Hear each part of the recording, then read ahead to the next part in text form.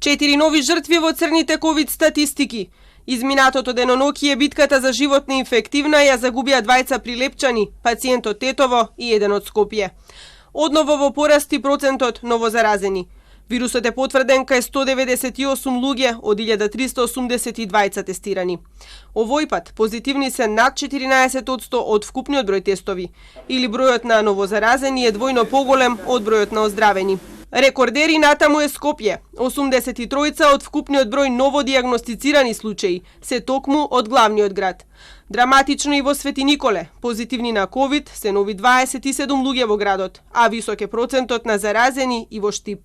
Таму во битка со вирусот влегува уште 21 лице. Двоцифрени бројки изминатото денокие бележат и Куманово, Битола и Гостивар со 12, 11 и 10 нови случаи.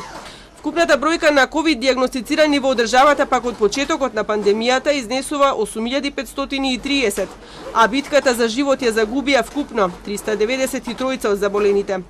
Оздравени се 4565, но и натаму е висок бројот на активни случаи. 3572 се уште се во битка со коронавирусот. Половината од нив се од Скопје. Со 282 активни случаи втор во низата е Тетово, а со 70 помалку на трето место е Куманово.